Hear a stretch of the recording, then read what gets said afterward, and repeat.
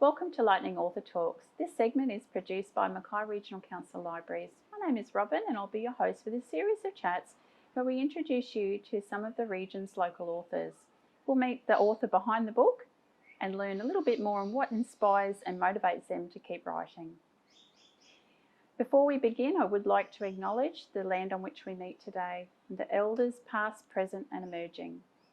Joining us today is Jo Sainsbury. Now, I would like to introduce Jo, but I must read from my script here.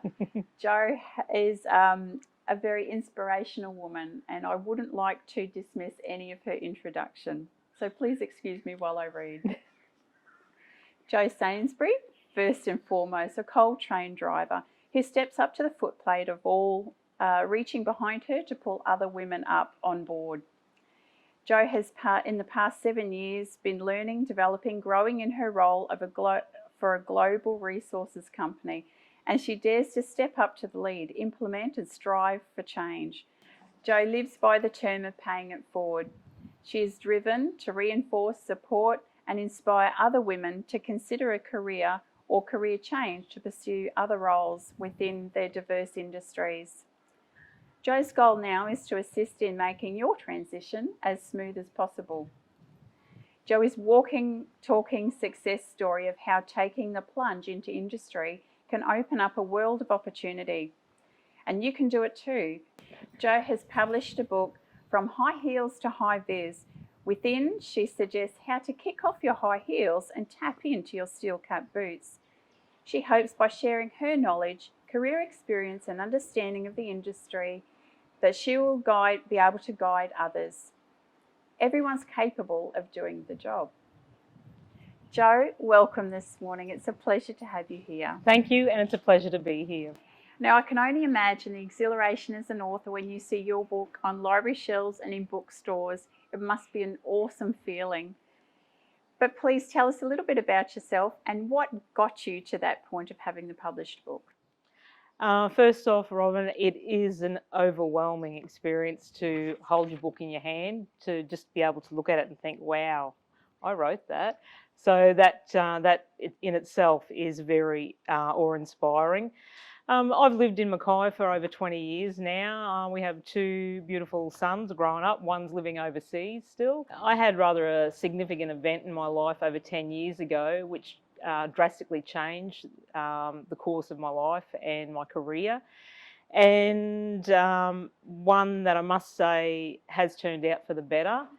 I found myself unemployed for quite a period of time and having to rewire my self-worth, self-confidence, relaunch my career and regain credibility. Yes, of course, bad things do happen to all of us. We all face all sorts of adversity throughout the course of our lifetime. And it's important to consider that everything that happens to you has purpose and meaning. And you learn and you grow and believe that life lessons are the most valuable and greatest lessons to learn. And I'm very grateful for where I am today. And that's what really matters. And that's about the opportunities that stretch out in front of you. So I found myself unemployed for quite a period of time and was looking for jobs here, there and everywhere. Whatever I could apply for, I applied for. And I come across the position of a trainee train driver. And I was thinking to myself, oh, I couldn't apply for this. I can't do this job. I wouldn't be able to do this job. So I sat in front of the computer. I'd fill the online application form out and sat there for about half an hour before I hit the submit button. Really? I had to work up the courage to hit that submit button. So I hit the submit button and I went through the process then, but to actually go through that new recruiting process was something all brand new to me. The process had changed since the last time I'd applied for a job. So I was successful and I got my job. As we say, the rest is history. I now drive a coal train and I absolutely love my job with a passion. So after working as a coal train driver for a number of years, I was approached by an Australian industry publication to write an article on being a female coal train driver. So that was pretty daunting at first, but really exciting, and where I first got into writing. So I wrote the article, and that was back in 2017. And then I come across an advert on one of the social media platforms for a book writing workshop. And I thought about that. I thought, oh, I might go along to this. So I went along to it. And by the end of the workshop, I'd signed up to write a book. And I walked out thinking, what am I going to write a book about? I didn't have a clue at first. And then it dawned on me, I'm going to write a book about how to get these jobs. And the book was also instigated by conversations with women. They would come up to me and ask me all the time, how did you get your job? Oh, and they, their response was, oh, I couldn't do that. I wouldn't even know where to start. And it got me thinking, well, is there information out there to help other women? Because I know I was in the dark when I first applied for it. So I started going to research a bit about it and found, oh, there's not much out there really to guide women to how to go about this process. So I thought, that's what I'll write my book about. And so that's where it all started from. I mean, all of your persistence in doing that too. I mean, to push yourself as a female into, I guess, a male stereotypic role, but also the growth that you would have gone through to push yourself to get to that role as well is quite significant, quite inspirational. It is, and everyone has the capability, and you've just got to step out of that comfort zone. And it's not that hard. It's not hard at all, but it's just getting comfortable being uncomfortable for a little while. And it's easy to do. Everyone's got the capability. Every woman has the capability of doing these kind of jobs. And do you think as females we hold ourselves back just a little bit? All the time. And it's our own barriers that we need to overcome. It is limiting self-beliefs, and that's where women really need to dig deep and believe in themselves and get that self-confidence, because everyone can do whatever they put their mind to do. And it is, it's very fulfilling, and it's a great accomplishment to know that you're very capable of doing these roles. And I guess this is, when you're saying that you wrote your article in 2017, it has happened fairly quickly for you as well. Your process of going into being a writer. Where do you draw your inspiration from? Inspiration is elusive. It's so hard to find words sometimes, and it's usually the easiest words are the best, but I often overcomplicate my writing. I just like to write too much. I kind of waffle on too much, so I've got to cut all the time. But inspiration for me, I draw that from, like, I have ample time on the train. Some days, not all days, but some days we could be sitting at a section waiting for a signal to go on to the next section, and so I can use my time wisely by just grabbing out my notebook and start writing. And our locomotive cab is our office, and we have the best office view from our windows. So I get to see some great sunsets, sunrises, indescribable landscapes, and native wildlife at its best and worst. So you draw inspiration. That's the greatest landscape to set your mind. So then the ink starts flowing. So, and I guess it's keeping that positive aspect that you find in every day to inspire you to write the books that you are writing. It does, and it's about showing up, and that's when I say kick-ass. I'm not meaning it as a feminism movement or anything. It's kick-ass to me is like showing up as the brightest, happiest, kick-ass version of yourself, and that's whatever it looks like to you. So I'm happy to go to work every day because I love my job, and that's how I go to work every day. And you find inspiration in what you do. Yeah. Now, I was saying that you carry a notebook around with you, and you write in your cab when you're at a red light or mind's wandering. Do you always carry a notebook with you, and is that the only place that you enjoy writing? No, I do always carry a notebook. I've always been an avid note taker and a journaler, and I encourage everyone to do that because it is a really great mindset tool. And even you just do a big brain dump or a big dump of what's of all those thoughts in your head, And after you've done it, you feel so much better for it. So I'm also inspired from conversations that I have with other women in networking events, and particularly about topics they're all invested in and discussing. And if the topic piques your interest, where it wants you to ask more questions, well, that draws me then to say, oh, I'll write an article about this so we can find out a bit more about it. So that's in conversations, in other books and in social media, what you see there that you want to learn a bit more about, it just piques the interest, and you think, oh, I'll go and find out a bit more about that and start writing. And I guess when you're saying about your networking too, networking with other women and having a common thread in those conversations to be able to provide a resource for other women that aren't in those networks, where they can come and get a little bit more inspiration on being able to do their very best and trying something different. I think that's fantastic. It is, and it's to be encouraged and supported.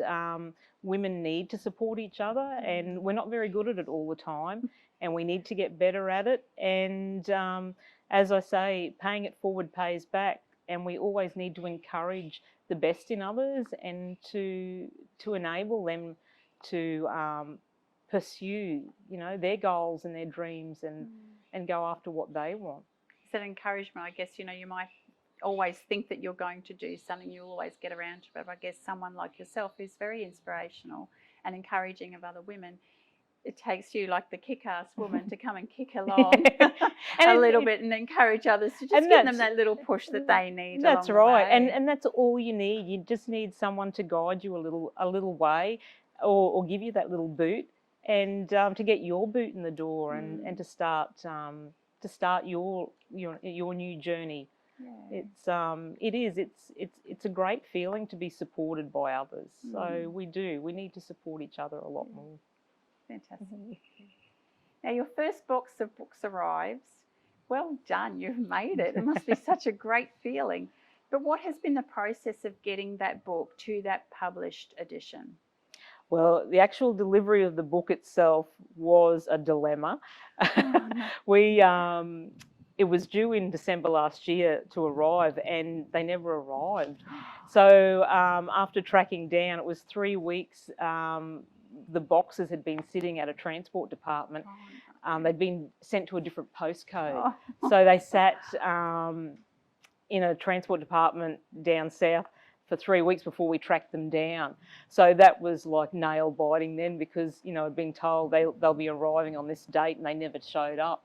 So they finally arrived, and I was actually out on shift, and my husband phoned me to say, oh, I think these are your books that have arrived. Do you want me to open a box to check? And I'm like, no, I want to be the first one to open that box. So it was a long 12-hour shift before I got home to race in the door, and I ripped open that box and pulled that first book out. It was just, it was wow. What process did it take you to get it to that spot though?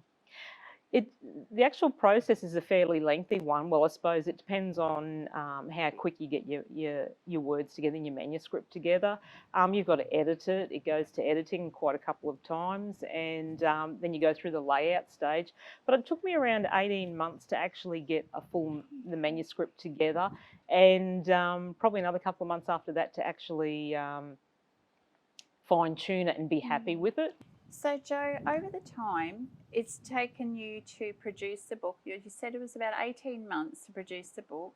What has been your experience with the publishing? Where did you start? How did you go about that side of getting the book out to the shelves? As I said earlier, I'd done the half-day writing workshop, and signed up for the book with the publishing house. And so they guide you and they teach you to go through the process. But it started off just writing in my notebook every day or every night whenever I found the time, and compiling all that, doing research, talking to some industry experts, writing those notes, and then just putting it together. And like the publishers will tell you to lay your chapters out, and then you designate your information into those chapters, and you do like what they call a chapter unpack. And you go through your chapter info and edit it and cull it to what you think is worthy or value content. and then you put that together and you send that off to the publisher, and they go through it and they'll come back with some recommendations for you, and then they send it off to editing, and then it comes back, and then you go through it again. You'll go through it probably 2 or 3 times yourself, if not more, until you're happy with it, and then you send it off for layout. And in that time, you know, you're coming up with designs for your covers and your fonts inside. So you need to make all those decisions yourselves, but they give you the options of what you choose from. And if you're happy with it, you send it back and you say, hey, let's go ahead with this and let's print it. And then it goes off to the print, and it probably takes only about 10 days, 2 weeks for it to come back from the printers, and they'll send you one copy as a proof, and you check with that first before they actually do the final print. Okay. But yeah, and as I said, it's up to you if you're going to write, whether or not you've got all your content and you're ready to send it off and have the publisher go through it and the editor and put it to layout. You could have your book back within maybe 6 weeks, 7 weeks. But it's totally up to you. As I said, mine took over probably just under 2 years to come together. So with the publishing side of things, do you purchase a package and do they supply so many copies to a package? We won't talk pricing at all. Viewers can investigate that a little bit more. But is there a package that you sign up to, or is it complimentary with what the deal that you have? No, there is packages, and that's the best way to go. Is you pay for so many books. I paid for 500 copies, or that was part of my publishing deal, and from then on you pay as per print, so more or less. So once I've sold my 500 books, which I nearly have in hard copies that I've received, it gets printed directly from orders that you do, or you can do another bulk run, and I can go to the printer and say I'd like another 200 hard copies for myself, and they'll print them off. But yeah, it's a deal that a lot of the publishers have, and they'll have quite a number of different options you can choose from. Yeah. And was there a recommended price that they would put up that you should to cover the cost of your book? There is. Are you able to select that? No, there's a recommended price that they allocate for you, because that's what it's about, is making sure you are covering your costs and your expenses. Yeah. Okay. Now, if viewers would like to get a hold of your book, where could they go? So we can purchase it online through my website at www.kickasswomen.com.au, or you can get it online at any of the bookstores, online book platforms like Amazon. And I actually did reach Amazon #1 bestseller in a couple of categories for the book, so that was pretty overwhelming and exciting. But yeah, so any of the online bookstores it's available from. Okay, fantastic. Now, apart from being the successful author that you are, what could you have imagined yourself doing? You have accomplished quite a bit in your life already, I must say. But is there anything else that you can probably imagine yourself doing? I actually, I think I've always liked the idea of being a presenter.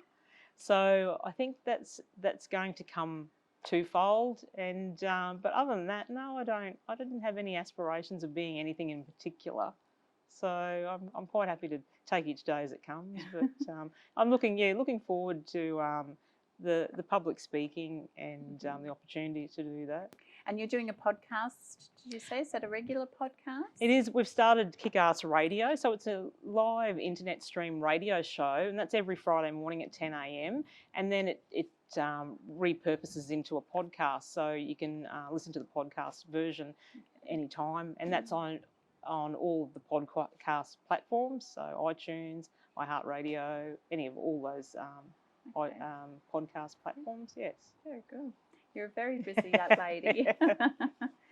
Now, if someone was to write a book about you and your life, what should the title be? I think take a walk in my headline and see where you land. As we're saying, you have achieved quite a bit in your life, and you have turned things around very positively, and to motivate other women as well, to making their process a little bit smoother as well in a change. Congratulations, Jo. Thank you, and it's just a message to to inspire others to say, no matter where you are in life, things do happen to us, but there's always tomorrow, and there's always other opportunities to go out after and search and seek for. Yeah, fantastic. We wish you all the very best. Thank you very much for joining us for Lightning Author Talks today. Thank you very much for having me here, and it's been a pleasure. And we wish you all the very best with your future endeavours, and we hope to catch up again soon. Thank you. Viewers, please let us know if you've enjoyed this segment. And if you have any questions for our authors, please message those in and we'll get back to you as soon as possible. Thank you very much. We'll see you next time.